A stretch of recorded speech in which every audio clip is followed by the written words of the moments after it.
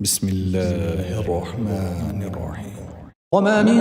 دابة في الأرض إلا على الله رزقها ويعلم مستقرها ومستودعها كل في كتاب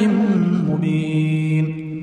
وهو الذي خلق السماوات والأرض في 6 أيام وكان عرشه على الماء ليبلوكم أيكم أحسن عملا. ولئن قلت إنكم مبعوثون من بعد الموت ليقولن الذين كفروا إن هذا إلا سحر مبين. ولئن أخرنا عنهم العذاب إلى أمة معدودة ليقولن ما يحبسه ألا يوم يأتيهم ليس مصروفا عنهم وحاق بهم ما كانوا به يستهزئون. ولئن أذقنا الإنسان منا رحمة ثم نزعناها منه إنه ليئوس كفور. ولئن أذقناه نعماء بعد ضراء مسته ليقولن ذهب السيئات عني إنه لفرح فخور. إلا الذين صبروا وعملوا الصالحات أولئك لهم مغفرة وأجر كبير. فلعلك تارك بعض ما يوحى إليك وضائق به صدرك أن يقولوا لولا أنزل عليه كنز أو جاء معه ملك إنما أنت نذير والله على كل شيء وكيل. أم يقولون افتراه قل فأتوا ب10 سور مثله مفتريات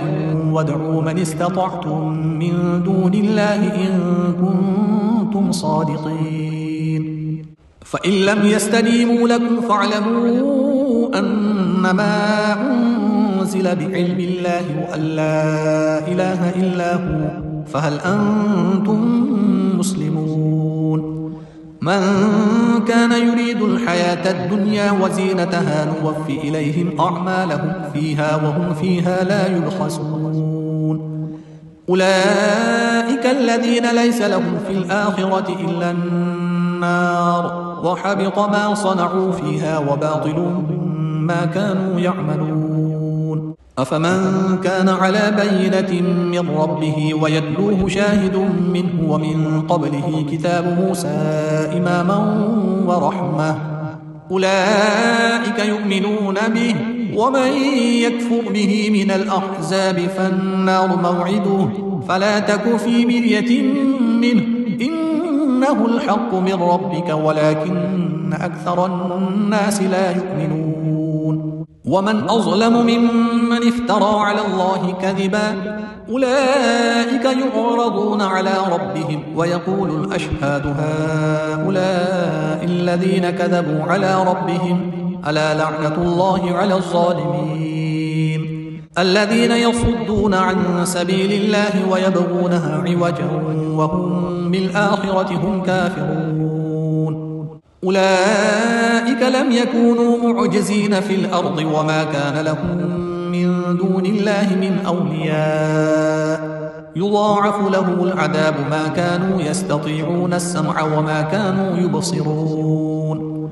أولئك الذين خسروا أنفسهم وضل عنهم ما كانوا يفترون. لا جرم أنهم في الآخرة هم الأخسرون. إن الذين آمنوا وعملوا الصالحات وأخبتوا إلى ربهم أولئك أصحاب الجنة هم فيها خالدون. مثل الفريقين كالأعمى والأصم والبصير والسميع هل يستويان مثلا أفلا تذكرون. ولقد أرسلنا نوحا إلى قومه إني لكم نذير مبين ألا تعبدوا إلا الله إني أخاف عليكم عذاب يوم أليم. فقال الملأ الذين كفروا من قومه ما نراك إلا بشرا مثلنا وما نراك اتبعك إلا الذين هم أراذلنا بادي الرأي وما نرى لكم علينا من فضل بل نظنكم كاذبين. قال يا قوم أرأيتم إن كنت على بينة من ربي وآتاني رحمة من عنده فعميت عليكم أنلزمكموها وأنتم لها كارهون. ويا قوم لا أسألكم عليه مالا إن أجري إلا على الله وما أنا بطارد الذين آمنوا إنهم ملاقو ربهم ولكني أراكم قوما تجهلون. ويا قوم من ينصرني من الله إن طردتهم أفلا تذكرون. ولا أقول لكم عندي خزائن الله ولا أعلم الغيب ولا أقول إني ملك ولا أقول للذين تزدري أعينكم لن يؤتيهم الله خيرا الله أعلم بما في أنفسهم إني إذا لمن الظالمين. قالوا يا نوح قد جادلتنا فأكثرت جدالنا فأتنا بما تعدنا إن كنت من الصادقين. قال إنما يأتيكم به الله إن شاء وما أنتم بمعجزين. ولا ينفعكم نصحي إن أردت أن أنصح لكم إن كان الله يريد أن يغويكم هو ربكم وإليه ترجعون. أم يقولون افتراه قل إن افتريته فعلي إجرامي وأنا بريء مما تجرمون. وأوحي إلى نوح أنه لن يؤمن من قومك إلا من قد آمن فلا تبتئس بما كانوا يفعلون. واصنع الفلك بأعيننا ووحينا ولا تخاطبني في الذين ظلموا إنهم مغرقون. ويصنع الفلك وكلما مر عليه ملأ من قومه سخروا منه قال إن تسخروا منا فإنا نسخر منكم كما تسخرون. فسوف تعلمون من يأتيه عذاب يخزيه ويحل عليه عذاب مقيم. حتى إذا جاء أمرنا وفارت النور قل نحمل فيها من كل زوجين اثنين وأهلك إلا من سبق عليه القول وما آمن معه إلا قليل. وقال اركبوا فيها بسم الله مجريها ومرساها إن ربي لغفور رحيم. وهي تجري بهم في موج كالجبال ونادى نوح ابنه وكان في معزل يا بني اركب معنا ولا تكن مع الكافرين. قال سآوي إلى جبل يعصمني من الماء قال لا عاصم اليوم من أمر الله إلا من رحم وحال بينهما الموج فكان من المغرقين. وقيل يا أرض ابلعي ماءك ويا سماء أقلعي وغيض الماء وقضي الأمر واستوت على الجودي وقيل بعدا للقوم الظالمين. ونادى نوح ربه فقال رب إن ابني من أهلي وإن وعدك الحق وأنت أحكم الحاكمين. قال يا نوح إنه ليس من أهلك إنه عمل غير صالح فلا تسألني ما ليس لك به علم إني أعظك أن تكون من الجاهلين. قال رب إني أعوذ بك أن أسألك ما ليس لي به علم وإلا تغفر لي وترحمني أكن من الخاسرين. قيل يا نوح اهبط بسلام منا وبركات عليك وعلى ممن معك وأمم سنمتعهم ثم يمسهم منا عذاب أليم. تلك من أنباء الغيب نوحيها إليك ما كنت تعلمها أنت ولا قومك من قبل هذا فاصبر إن العاقبة للمتقين. وإلى عاد أخاهم هودا قال يا قوم اعبدوا الله ما لكم من إله غيره إن أنتم إلا مفترون. يا قوم لا أسألكم عليه أجرا إن أجري إلا على الذي فطرني أفلا تعقلون. ويا قوم استغفروا ربكم ثم توبوا إليه يرسل السماء عليكم مدرارا ويزدكم قوة إلى قوتكم ولا تتولوا مجرمين. قالوا يا هود ما جئتنا ببينة وما نحن بتاركي آلهتنا عن قولك وما نحن لك بمؤمنين إن نقول إلا اعتراك بعض آلهتنا بسوء قال إني أشهد الله واشهدوا أني بريء مما تشركون من دونه فكيدوني جميعا ثم لا تنظرون. إني توكلت على الله ربي وربكم ما من دابة إلا هو آخذ بناصيتها إن ربي على صراط مستقيم. فإن تولوا فقد أبلغتكم ما أرسلت به إليكم ويستخلف ربي قوما غيركم ولا تضرونه شيئا إن ربي على كل شيء حفيظ. ولما جاء أمرنا نجينا هودا والذين آمنوا معه برحمة منا ونجيناهم من عذاب غليظ. وتلك عاد جحدوا بآيات ربهم وعصوا رسله واتبعوا أمر كل جبار عنيد. وأتبعوا في هذه الدنيا لعنة ويوم القيامة ألا إن عادا كفروا ربهم ألا بعدا لعاد قوم هود.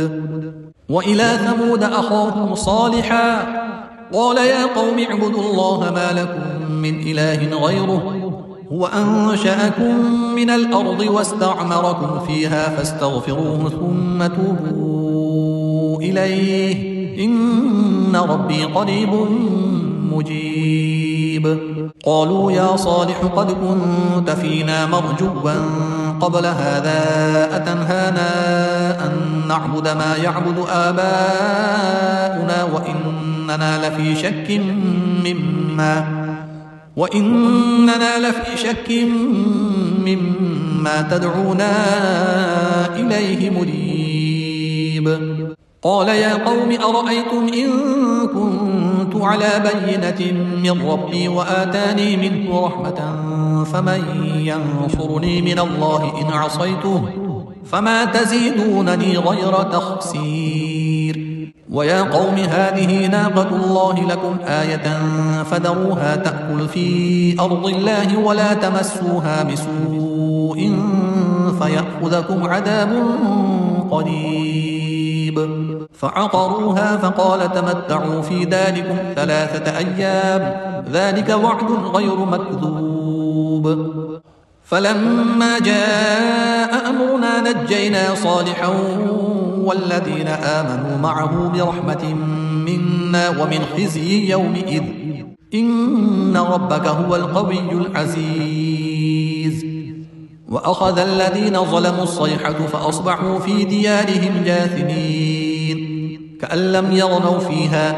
ألا إن ثمود كفروا ربهم ألا بعدا لثمود. ولقد جاءت رسلنا إبراهيم بالبشرى قالوا سلاما قال سلام فما لبث أن جاء بعجل حنيذ. فلما رأى أيديهم لا تصل إليه نكرهم وأوجس منهم خيفة قالوا لا تخف إنا أرسلنا إلى قوم لوط وامرأته قائمة فضحكت فبشرناها بإسحاق ومن وراء إسحاق يعقوب. قالت يا ويلتى أألد وأنا عجوز وهذا بعلي شيخا إن هذا لشيء عجيب. قالوا أتعجبين من أمر الله رحمة الله وبركاته عليكم أهل البيت إنه حميد مجيد. فلما ذهب عن إبراهيم الروع وجاءته البشرى يجادلنا في قوم لوط إن إبراهيم لحليم أواه منيب. يا إبراهيم أعرض عن هذا إنه قد جاء أمر ربك وإنهم آتيهم عذاب غير مردود. ولما جاءت رسلنا لوطا سيء بهم وضاق بهم ذرعا وقال هذا يوم عصيب. وجاءه قومه يهرعون إليه ومن قبل كانوا يعملون السيئات. قال يا قوم هؤلاء بناتي هن أطهر لكم فاتقوا الله ولا تخزون في ضيفي أليس منكم رجل رشيد. قالوا لقد علمت ما لنا في بناتك من حق وإنك لتعلم ما نريد. قال لو أن لي بكم قوة أو آوي إلى ركن شديد. قالوا يا لوط إنا رسل ربك لن يصلوا إليك فأسر بأهلك بقطع من الليل ولا يلتفت منكم أحد إلا امرأتك إنه مصيبها ما أصابهم إن موعدهم الصبح أليس الصبح بقريب. فلما جاء أمرنا جعلنا عاليها سافلها وأمطرنا عليها حجارة من سجيل منضود مسومة عند ربك وما هي من الظالمين ببعيد. وإلى مدين أخاهم شعيبا قال يا قوم اعبدوا الله ما لكم من إله غيره ولا تنقصوا المكيال والميزان إني أراكم بخير وإني أخاف عليكم عذاب يوم محيط. ويا قوم أوفوا المكيال والميزان بالقسط ولا تبخسوا الناس أشياءهم ولا تعثوا في الأرض مفسدين. بقية الله خير لكم إن كنتم مؤمنين وما أنا عليكم بحفيظ. قالوا يا شعيب أصلاتك تأمرك أن نترك ما يعبد آباؤنا أو أن نفعل في أموالنا ما نشاء إنك لأنت الحليم الرشيد. قال يا قوم أرأيتم إن كنت على بينة من ربي ورزقني منه رزقا حسنا وما أريد أن أخالفكم إلى ما أنهاكم عنه إن أريد إلا الإصلاح ما استطعت وما توفيقي إلا بالله عليه توكلت وإليه أنيب.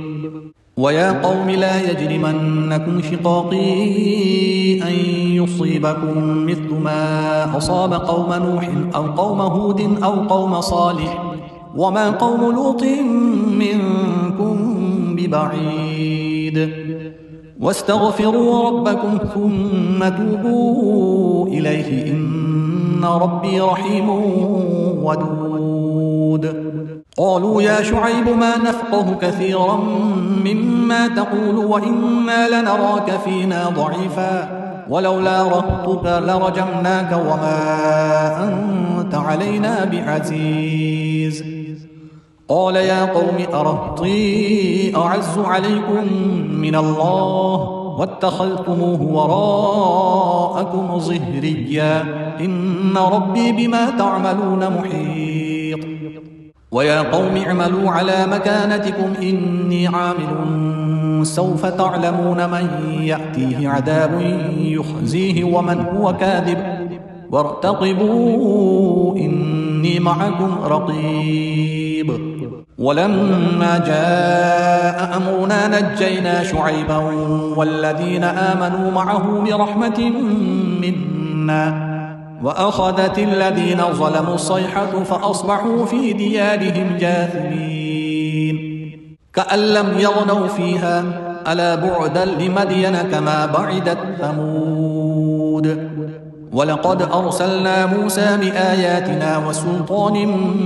مبين إلى فرعون وملئه فاتبعوا أمر فرعون وما أمر فرعون برشيد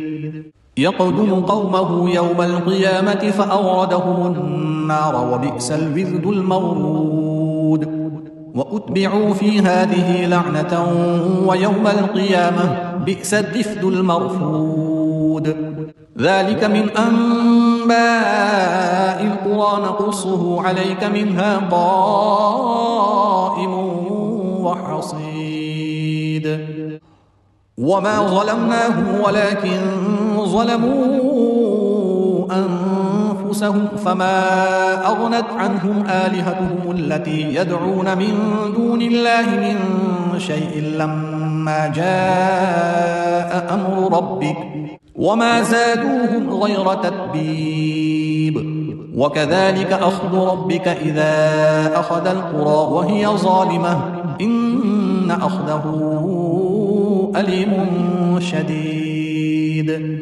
إن في ذلك لآية لمن خاف عذاب الآخرة ذلك يوم مجموع له الناس وذلك يوم مشهود وما نؤخره إلا لأجل معدود يوم يأتي لا تكلم نفس إلا بإذنه فمنهم شقي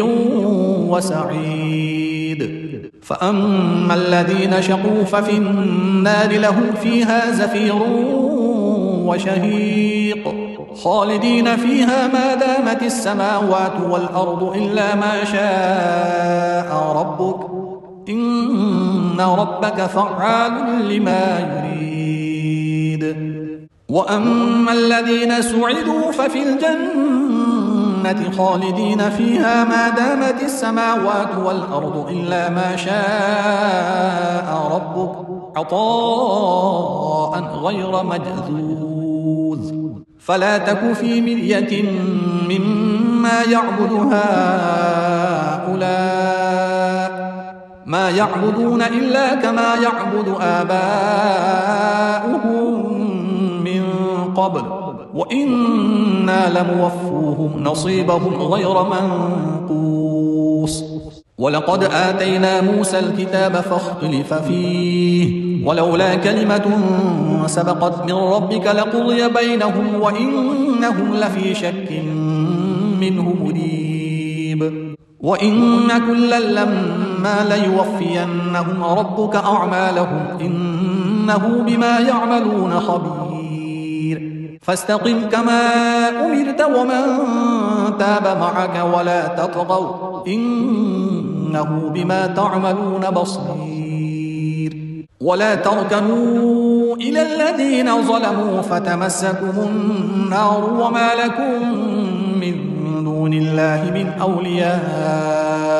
ثم لا تنصرون وأقم الصلاة طرفي النهار وزلفا من الليل إن الحسنات يذهبن السيئات ذلك ذكرى للذاكرين واصبر فإن الله لا يضيع أجر المحسنين فلولا كان من القرون من قبلكم أولو بقية ينهون عن الفساد في الأرض إلا قليلا ممن أنجينا منهم واتبع الذين ظلموا ما أترفوا فيه وكانوا مجرمين وما كان ربك ليهلك القرى بظلم وأهلها مصلحون ولو شاء ربك لجعل الناس أمة واحدة ولا يزالون مختلفين إلا من رحم ربك ولذلك خلقهم وتمت كلمة ربك لأملأن جهنم من الجنة والناس أجمعين وكلا نقص عليك من أنباء الرسل ما نثبت به فؤادك وجاءك في هذه الحق وموعظة وذكرى للمؤمنين وقل للذين لا يؤمنون اعملوا على مكانتكم إنا عاملون وانتظروا إنا منتظرون ولله غيب السماوات والأرض وإليه يرجع الأمر كله فاعبده وتوكل عليه وما ربك بغافل عما تعملون بسم الله الرحمن الرحيم ألف لام را تلك آيات الكتاب المبين إنا أنزلناه قرآنا عربيا لعلكم تعقلون نحن نقص عليك أحسن القصص بما أوحينا إليك هذا القرآن وإن كنت من قبله لمن الغافلين إذ قال يوسف لأبيه يا أبت إني رأيت 11 كوكبا والشمس والقمر رأيتهم لي ساجدين قال يا بني لا تقصص رؤياك على إخوتك فيكيدوا لك كيدا إن الشيطان للإنسان عدو مبين وكذلك يجتبيك ربك ويعلمك من تأويل الأحاديث ويتم نعمته عليك وعلى آل يعقوب كما أتمها على أبويك من قبل إبراهيم وإسحاق إن ربك عليم حكيم لقد كان في يوسف وإخوته آيات للسائلين إذ قالوا ليوسف وأخوه أحب إلى أبينا منا ونحن عصبة إن أبانا لفي ضلال مبين اقتلوا يوسف أم اطرحوه أرضا يخل لكم وجه أبيكم وتكونوا من بعده قوما صالحين قال قائل منهم لا تقتلوا يوسف وألقوه في غيابة الجب يلتقطه بعض السيارة إن كنتم فاعلين قالوا يا أبانا ما لك لا تأمنا على يوسف وإنا له لناصحون أرسله معنا غدا يغتع ويلعب وإنا له لحافظون قال إني ليحزنني أن تذهبوا به وأخاف أن يأكله الذئب وأنتم عنه غافلون قالوا لئن أكله الذئب ونحن عصبة إنا إذا لخاسرون فلما ذهبوا به وأجمعوا أن يجعلوه في غيابة الجب وأوحينا إليه لتنبئنهم بأمرهم هذا وهم لا يشعرون وجاءوا أباهم عشاء يبكون قالوا يا أبانا إنا ذهبنا نستبق وتركنا يوسف عند متاعنا فأكله الذئب وما أنت بمؤمن لنا ولو كنا صادقين وجاءوا على قميصه بدم كذب قال بل سولت لكم أنفسكم أمرا فصبر جميل والله المستعان على ما تصفون وجاءت سيارة فأرسلوا واردهم فأدلى دلوه قال يا بشرى هذا غلام وأسروه بضاعة والله عليم بما يعملون وشروه بثمن بخس دراهم معدودة وكانوا فيه من الزاهدين وقال الذي اشتراه من مصر لامرأته أكرمي مثواه عسى أن ينفعنا أو نتخذه ولدا وكذلك مكنا ليوسف في الأرض ولنعلمه من تأويل الأحاديث والله غالب على أمره ولكن أكثر الناس لا يعلمون ولما بلغ أشده آتيناه حكما وعلما وكذلك نجزي المحسنين وراودته التي هو في بيتها عن نفسه وغلقت الأبواب وقالت هيت لك قال معاذ الله إنه ربي أحسن مثواي إنه لا يفلح الظالمون ولقد همت به وهم بها لولا أن رأى برهان ربه كذلك لنصرف عنه السوء والفحشاء إنه من عبادنا المخلصين واستبق الباب وقدت قميصه من دبر وألف يا سيدها لدى الباب قالت ما جزاء من أراد بأهلك سوءا إلا أن يسجن أو عذاب أليم قال هي راودتني عن نفسي وشهد شاهد من أهلها إن كان قميصه قد من قبل فصدقت وهو من الكاذبين وإن كان قميصه قد من دبر فكذبت وهو من الصادقين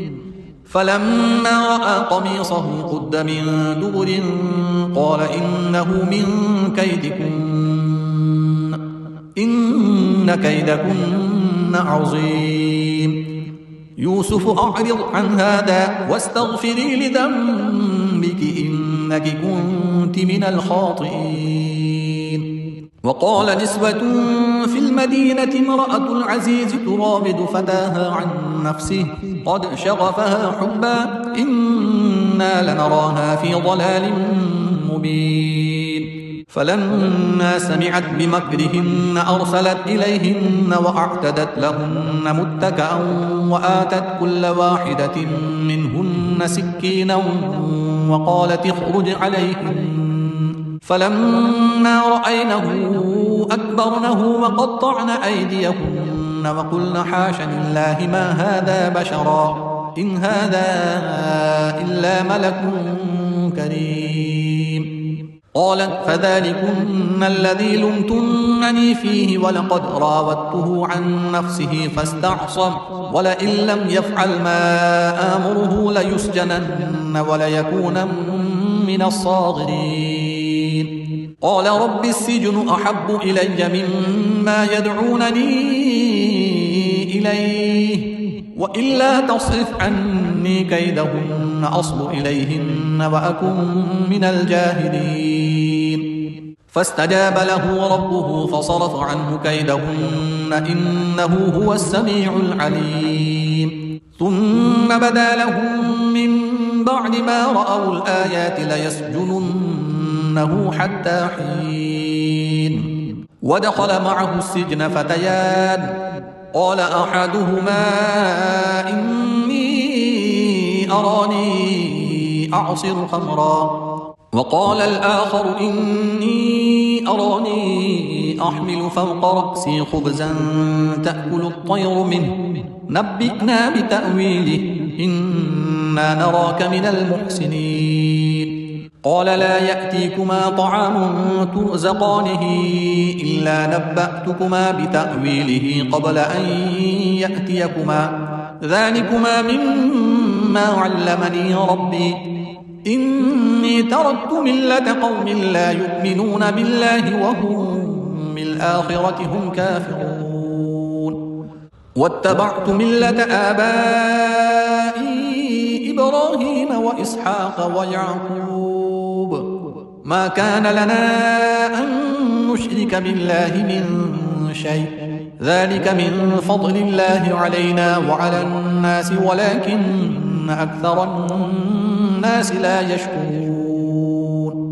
يا صاحبي السجن أأرباب متفرقون خير أم الله الواحد القهار ما تعبدون من دونه إلا أسماء سميتموها أنتم وآباؤكم ما أنزل الله بها من سلطان إن الحكم إلا لله أمر ألا تعبدوا إلا إياه ذلك الدين القيم ولكن أكثر الناس لا يعلمون يا صاحبي السجن أما أحدكما فيسقي ربه خمرا وأما الآخر فيصلب فتأكل الطير من رأسه قضي الأمر الذي فيه تستفتيان وقال للذي ظن أنه ناج منهما اذكرني عند ربك فأنساه الشيطان ذكر ربه فلبث في السجن بضع سنين وقال الملك إني أرى 7 بقرات سمان يأكلهن 7 عجاف و7 سنبلات خضر وأخر يابسات يا أيها الملأ أفتوني في رؤياي إن كنتم للرؤيا تعبرون قالوا أضغاث أحلام وما نحن بتأويل الأحلام بعالمين وقال الذي نجا منهما وادكر بعد أمة أنا أنبئكم بتأويله فأرسلون يوسف أيها الصديق أفتنا في 7 بقرات سمان يأكلهن 7 عجاف و7 سنبلات خضر وأخر يابسات لعلي أرجع إلى الناس لعلهم يعلمون قال تزرعون 7 سنين دأبا فما حصدتم فذروه في سنبله إلا قليلا مما تأكلون ثم يأتي من بعد ذلك 7 شداد يأكلن ما قدمتم لهن إلا قليلا مما تحصنون ثم يأتي من بعد ذلك عام فيه يغاث الناس وفيه يعصرون وقال الملك ائتوني به فلما جاءه الرسول قال ارجع إلى ربك فاسأله ما بال النسوة اللاتي قطعن أيديهن إن ربي بكيدهن عليم قال ما خطبكن إذ راودتن يوسف عن نفسه قلن حاش لله ما علمنا عليه من سوء